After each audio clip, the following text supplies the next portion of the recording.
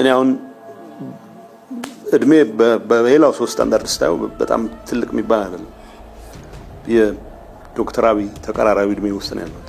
ግን ጥሮታ መውጣት ፈልጋለሁ ሲል ሌላ ስራ መስራት ፈልጋለሁ። መተማመን ይከብዳል። አቶ ጌታቸው በጸቡ ጊዜ ቆርጠው ለመዋጋት እንደወሰኑት በሰላሙ ጊዜ ቆርጠው ለሰላም መስራታቸው ሁለት ቦታ ለመርገጣቸው ቢያንስ የትግራይ ህዝብ ላለፉት 2 ዓመታት እፎይታ እንዲያገኝ ያስቻለ ታላቅ ተግባር ስለሆነ በቀላሉ የሚታይ አይሆንም። የቀድሞ የትግራይ ጊዜያዊ አስተዳደር ፕሬዝዳንት አቶ ጌታቸው ረዳ የጠቅላይ ሚኒስትር አብይ አህመድን ሹመት አግኝተዋል።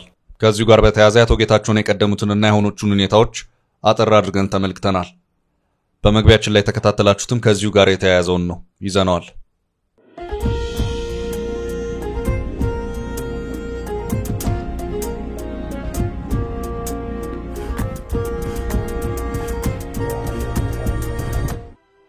ውድ የፈታ ቤተሰቦች የከበረ ሰላምታችን በእያላችሁበት ይድረሳችሁ። ይህ የዕለተ ዓርብ የረፋድ መረጃችን ነው። እንደተለመደው መረጃውን በቅድሚያ በማስተዋወቅ እንጀምር። ቀጣይ መዳረሻቸው በግልጽ ሳይታወቅ የቆየው የቀድሞ የትግራይ ክልል ጊዜያዊ አስተዳደር ፕሬዝዳንት አቶ ጌታቸው በፌደራል መንግስቱ አዲስ ሹመት ተሰጥቷቸዋል። ጠቅላይ ሚኒስትር አብይ አህመድ አቶ ጌታቸውን የምስራቅ አፍሪካ ጉዳዮች አማካሪ ሚኒስትር አድርገው ሾመዋል። መረጃ የጥንቅራችን አካል ነው።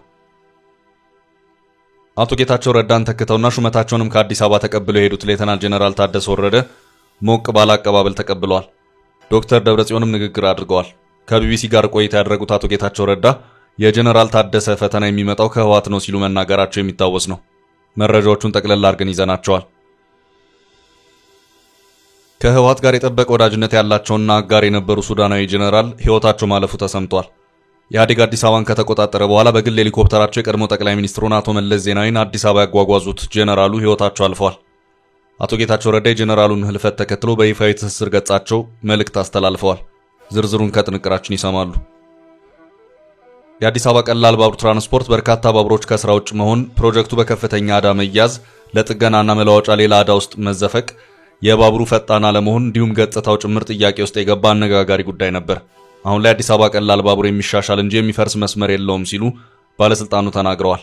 አጠር ያለ ዘገባ ይዘናል። አብራችሁን ቆዩ። የምንለቃቸው ዕለታዊ ትኩስ ዜናዎች እንዲደርሷችሁ ላይክ፣ ሼር፣ ሰብስክራይብ ማድረግ እንዳትረሱ።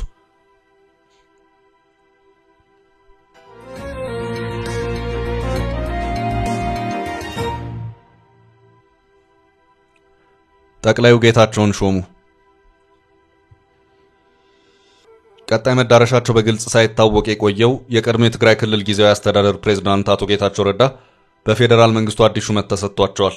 ጠቅላይ ሚኒስትር አብይ አህመድ ከሚያዝያ 3 ቀን 2017 ዓ.ም ጀምሮ አቶ ጌታቸው ረዳን የምስራቅ አፍሪካ ጉዳዮች አማካሪ ሚኒስትር አድርገው መሾማቸውን ከጠቅላይ ሚኒስትር ጽህፈት ቤት ያገኘነው መረጃ ያመለክታል። ላለፉት 2 ዓመታት የትግራይ ክልል ጊዜያዊ አስተዳደር ፕሬዝዳንት ሆነው ያገለገሉት አቶ ጌታቸው ረዳ መጋቢት 29 ቀን 2017 ዓ.ም በይፋ ተሰናብተዋል። ይህን ተከትሎም በዛሬው ዕለት ጠቅላይ ሚኒስትር አብይ አህመድ አቶ ጌታቸው ረዳን የምስራቅ አፍሪካ ጉዳዮች አማካሪ ሚኒስትር አድርገው ሾመዋል። ላለፉት ዓመታት በኢትዮጵያ ፖለቲካ ውስጥ የቆዩት አቶ ጌታቸው በትላንትናው ዕለት በተሰራጨ ቃለ ምልልሳቸው በትግራይ ፖለቲካ በእርግጠኝነት መሳተፍ እቀጥላለሁ ሲሉ መናገራቸው አይዘነጋም። ጌታቸው ይህ ቃለ ምልልስ ከተሰራጨ ከሰዓታት በኋላ በፌደራል መንግስቱ አዲስ ሹመት ተሰጥቷቸዋል። አቶ ጌታቸው በዚሁ ቃለ ምልልሳቸው የስልጣን ዘመናቸውን እንዲሁም እሳቸውን የተኳቸውን ሌተናል ጄኔራል ታደሰ ወረደን በተመለከተ ያስተላለፉት መልእክት አነጋጋሪነቱ እንደቀጠለ ባለበት በአሁኑ የመሾማቸው ዜና ተሰምቷል።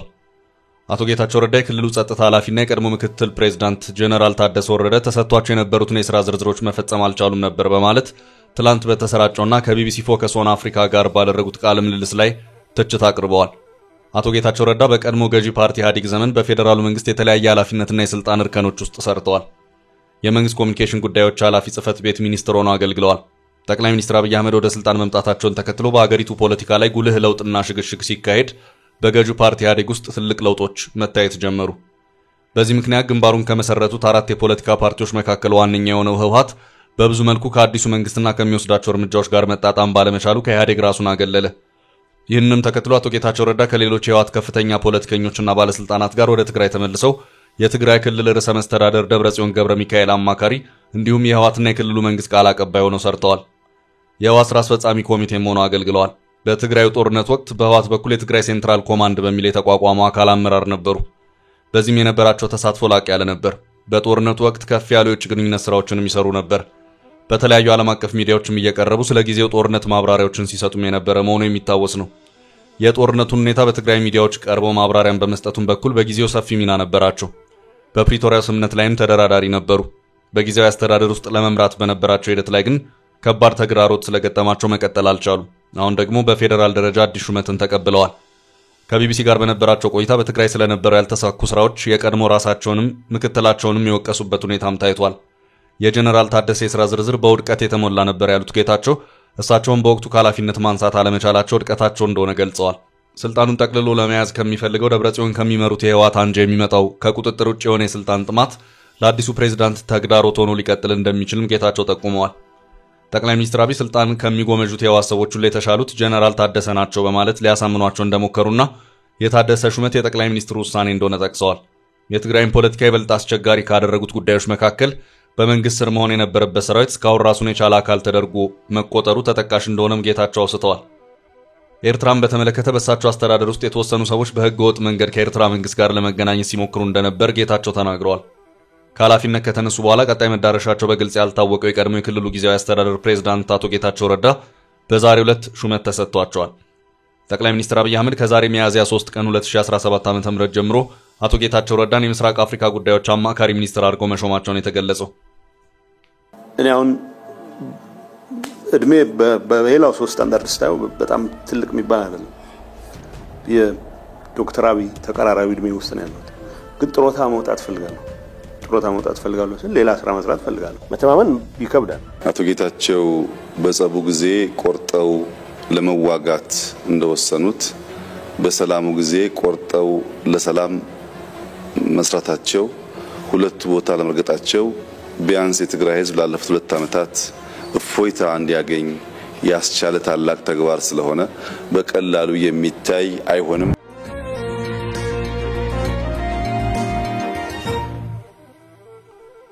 አቶ ጌታቸው ማን ናቸው?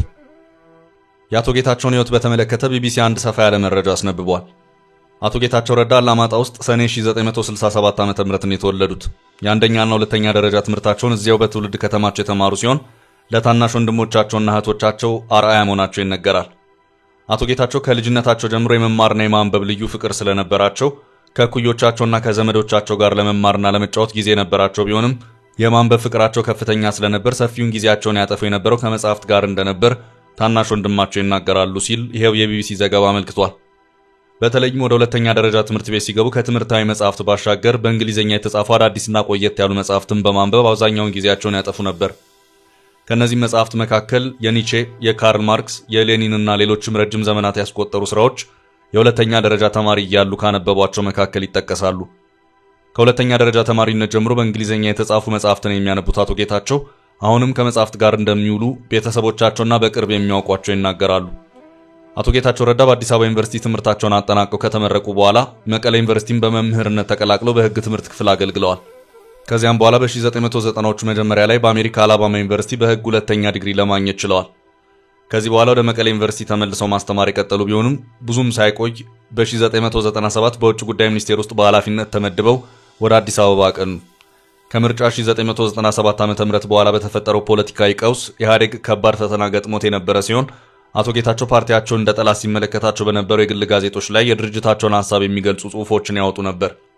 በተለይም በኢህአዴግ ዘመን ከታዩ የፕሬስ ውጤቶች መካከል ከፍተኛ ተነባቢነት በነበራት አዲስ ነገር ጋዜጣ ላይ በፓርቲያቸው ላይ የሚቀርቡ ትችቶችን በመከላከልና አቋሙን በግልጽ ያቀርቡ በነበረው ጽሑፍ ይታወቃሉ። አቶ ጌታቸው ከመምህርነት ሙያ ወጥተው ወደ ፖለቲካና የመንግስት ኃላፊነት ቦታን ከያዙ በኋላ በተለይ አቶ ኃይለማርያም ደሳለኝ የውጭ ጉዳይ ሚኒስትርና ጠቅላይ ሚኒስትር በነበሩባቸው ጊዜያት በሁለቱም ከፍተኛ መስሪያ ቤቶች ውስጥ በኃላፊነት ሰርተዋል። በዚህም በውጭ ጉዳይ ሚኒስቴር የፐብሊክ ዲፕሎማሲ ዳይሬክተርና ዋና ዳይሬክተር፣ የመንግስት ኮሚኒኬሽን ጉዳዮች ሚኒስትርና የጠቅላይ ሚኒስትር ኃይለማርያም ደሳለኝ ልዩ አማካሪ ነበሩ። በተጨማሪም በአላማጣ የህዝብ ተወካዮች ምክር ቤት አባል ሆነው ተመርጠው ነበር።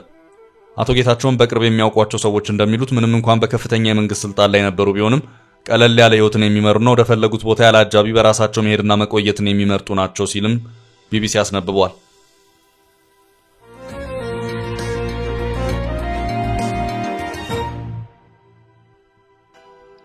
በቀጣይ ርዕስ ህወሓት ጀነራሉን ሞቅ አድርጎ ተቀበለ።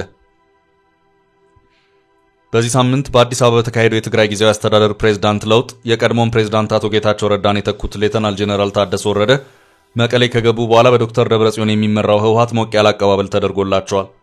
ቀደም ብሎ የፕሬዝዳንትነት ቦታውን ለመቆጣጠር ግብግብ ዶክተር ደብረጽዮን ገብረ ሚካኤል ራሳቸውን እጩ በማድረግ 4 ኪሎን ሲማጸኑ እንደነበር ሲነገር ቆይቷል። በመጨረሻም የእሳቸው ፕሬዝዳንትነት በ4 ኪሎ በኩል ተቀባይነት ማጣቱን ተከትሎ በህወሓት በኩል ሌተናል ጀነራል ታደሰ ወረደ ፕሬዝዳንት ሆነው ይሾማሉ፣ ብቻ ጌታቸው ይውረድ የሚል የጸና አቋምም የነበረ መሆኑን የቀደሙ መረጃዎች ያመለክታሉ። ጀነራል ታደሰ ወረደ በህወሓት መዋቅር ውስጥ ያሉ አመራር አይደሉም። ሆኖም በትግራይ ጊዜያዊ አስተዳደር ውስጥ ድርሻ አላቸው። የእሳቸው የትግራይ ጊዜያዊ አስተዳደር ድርሻ ትጥቅ መፍታት አለበት፣ ለዚህም ኃላፊነቴን እወጣለሁ ብለው አዲስ አበባ ላይ የፈረሙት የቃል ኪዳን ሰነድ ላይ ያለው የትግራይ ኃይሎች የተባለው ኃይል ነው።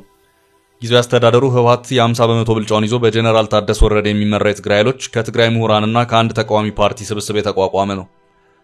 ህወሓት አቶ ጌታቸውን አንስቼ ፕሬዝዳንቱን ቦታ በራሴ ሰው ተካሉ የሚለው ጥረቱ ሳይሳካ በመቅረቱ ነበር በመጨረሻ የሰራዊቱ አዛዥ የሆኑትን ሌተናል ጀነራል ታደሰ ወረደን በአማራጭነት ያቀረበው። ህወሓትና ሌሎች የትግራይ ወታደራዊ አመራሮች በተለይ ትጥቅ መፍታት የሚለውን ጉዳይ በተመለከተ ጉዳዩ ከትግራይ ህልውና ጋር ይያያዛል በማለት ተቃውሟቸውን ደጋግሞ በአደባባይ ሲያሰሙም ቆይተዋል። በዚህ ዙሪያ አቶ ጌታቸው ለትግራይ ከሚያስፈልጋት የተወሰነ ኃይል ውጪ ሌላውን ታጣቂ ማስቀመጡ ኢኮኖሚያዊ ጫናም አለው በማለት የታጣቂዎቹ መሰናበት ወይም ዲዲአር ጉዳይ ሲደግፉ ነው የቆዩት። ይሄኛው ነጥብ በአቶ ጌታቸውና በዶክተር ደብረጽዮን ህወሓት መካከል ከነበሩ ልዩነቶች መካከል አንዱ ነበር። ጀነራል ታደሰ ወረደ አዲስ አበባውን የቃል ኪዳን ሰነድ ፈርመው አቶ ጌታቸውን ስልጣን ሲረከቡ ከፈረሟቸው ነጥቦች መካከልም አንደኛው ታጣቂዎቹን ትጥቅ አስፈታለሁ የሚለው ይገኝበታል። ከዚህ አንጻር ሌተናል ጀነራል ታደሰ ወረደ በእነ ዶክተር ደብረጽዮን በኩል የመጨረሻው ምሽጋችን ነው እየተባለ የሚገለጸውን ታጣቂ ኃይል በፈረሙት ፊርማ መሰረት ያስፈቱ ይሆን የሚለው ወሳኙ ጥያቄ ሆኖ እየተነሳ ነው። ከቢቢሲ ጋር ቆይታ ያደረጉት የቀድሞ የትግራይ ጊዜያዊ አስተዳደር አቶ ጌታቸው ረዳ የትግራይ ፖለቲካ በጣም አስቸጋሪ ነው፣ ራሱን በራሱ የሚመራ አካል አድርጎ የሚቆጥር የሚመስል የተደራጀ ሰራዊት ያለበት ብቸኛ ክልል የኛ ነው ካሉ በኋላ ጀነራል ታደሰ ወረደ እሳቸውን ተክተው ትግራይን በመምራቱ ሂደት የሚገጥማቸው ፈተና ከህወሓት በኩል የሚመነጭ መሆኑንም ጠቆም አድርገዋል። በዚህ ማብራሪያቸውም ያጋጥመዋል ብዬ የማስበው አንዱ ተግዳሮት አሁንም ስልጣኑን ጠቅልሎ ለመያዝ ከሚፈልገው የህወሓት አንጃ የሚመጣው ከቁጥጥር ውጭ የሆነ የስልጣን ጥማት ነው። ይህንን የመጋፈጥ አቅሙና ክህሎት ይኖረዋል የሚለው ጉዳይ የሚታይ ይሆናል። እኔ እንደሚገባኝ ግን በዚህ ጉዳይ ታደሰ ባለፉት 2 ዓመታት ሁሉንም ልምድ አግኝተዋል ሲሉም ነው የተናገሩት። የነ ዶክተር ደብረጽዮን ህወሓት በበኩሉ የለም ከሌተናል ጀነራል ታደሰ ወረደ ጋር እጅና ጓንቶኝ ነው የምሰራው የሚል አይነት ይዘት ያለውን መልእክት በሚያስተላልፍ መልኩ ከአዲስ አበባ መልስ ለጀነራል ታደሰ ወረደ ሞቅ ያለ አቀባበልን አድርጓል። የአቀባበል ዝግጅቱም የተካሄደው በህወሓት ማዕከላዊ ኮሚቴ በኩል ነውም ተብሏል። ዶክተር ደብረጽዮን ገብረ ሚካኤል ንግግር አድርገዋል። ዶክተር ደብረጽዮን በዚሁ ንግግራቸውም ህወሓት ተቋማዊ ነጻነቱን አስከብሮ ተልእኮውን ለመወጣት እንደ ጊዜያዊ አስተዳደር አካል በመሆን በጋራ ይሰራል። መድረኩ መልካም ምኞቶችን ለመግለጽ ብቻ ሳይሆን ከፕሬዝዳንት ጀነራል ታደሰ ጋር ለመተባበርና ስራዎቹን በአጭር ጊዜ ውስጥ ለማሳካት ያለንን ቁርጠኝነት ለማሳየት ነው ሲሉም ተናግረዋል።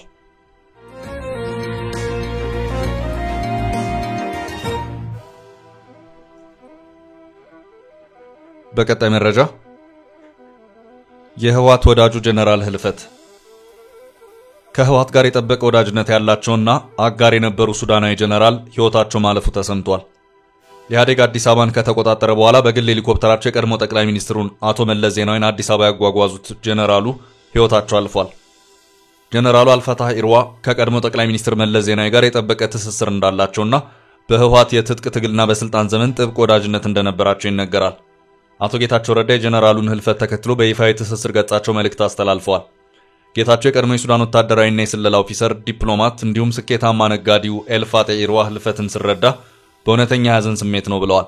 የቀድሞ የትግራይ ክልል ጊዜያዊ ፕሬዝዳንት አክለውም ኤልፋጤ በ17 ዓመታት የትጥቅ ትግልና በኋላም በነበረው አስተዳደር ዘመን ለትግራይ ህዝብ ዓላማ ከቆሙት አንዱ ነበር ሲሉ አሞካሽተዋቸዋል።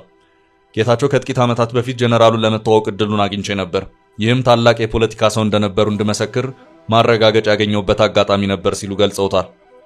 አቶ ጌታቸው አክለውም እንደ አውሮፓውያን አቆጣጠር ሰኔ ወር 1991 ዓ.ም ጀነራል አልፋጤ ኢርዋ የቀድሞ ጠቅላይ ሚኒስትር መለስ ዜናዊና ስዩም መስፍንን ይዘው ወደ አዲስ አበባ ሲጓዙ በገዛ ፍቃዳቸው ሄሊኮፕተሩን ለማብረር የደፈሩ ጀብደኛ ሰው ነበሩ ሲሉ ጌታቸው ጀነራሉን አሞካሽተዋል። ኤልፋጤም በተመሳሳይ ሄሊኮፕተር በመቀሌ የሰማዕታት መታሰቢያ ሙዚየም 40ኛ ዓመት ላይ በመገኘት ዳግም ወዳጅነታቸውን አስመስክረዋል ሲሉ ጌታቸው አመልክተዋል። አቶ ጌታቸው ረዳ በጀነራል አልፋጤ ኢርዋ ህልፈት ለቤተሰቦቻቸው፣ ለሱዳን ህዝብና ለመላው ወዳጅ ዘመዶቻቸው መጽናናትን እመኛለሁ ብለዋል።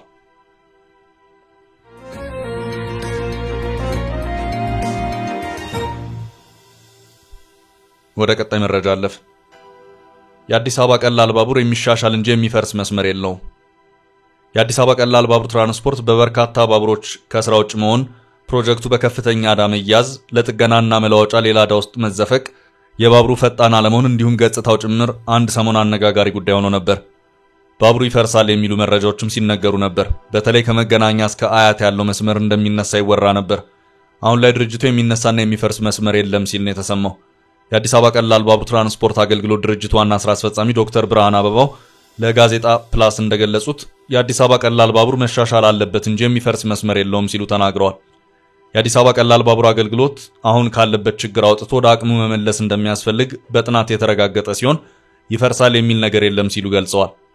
ከእግረኛና ከመኪና ማቋረጫ ጋር ተያይዞ የሚሻሻለው አንዳንድ መስመሮች ይኖራሉ እንጂ አይፈርስም ብለዋል።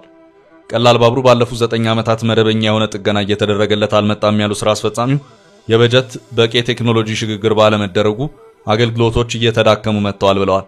የአዲስ አበባ ቀላል ባቡር ትራንስፖርት ካሉት 41 ባቡሮች አገልግሎት እየሰጡ የሚገኙት 19 ባቡሮች መሆናቸውንም አብራርተዋል። ቀሪዎቹ 22 ባቡሮች አገልግሎት እየሰጡ አለመሆናቸውን ተናግረዋል። የባቡሩ ዕጣ ምን ይሆን ለሚለው ጥያቄ መልስ የሚሰጥ ጥናት ባለፉት ወራቶች መጠናታቸው ይነገራል። የግል ዘርፉን ወደ ባቡር አገልግሎት ማስገባት የሚል ሐሳብም መቅረቡ ይታወሳል። ለዛሬ ያዝንላችሁ ርዕሰ ጉዳዮች እዚህ ላይ ቋጨን። ላይክ፣ ሼር እና ኮሜንት በማድረግ ለቻናላችን ድጋፋችሁን መግለጽ እንዳትዘነጉ እያልን ከሌሎች መረጃዎች ጋር ደግመን እስክንገናኝ ቸር ያሰማን ስንል ተሰናበትን።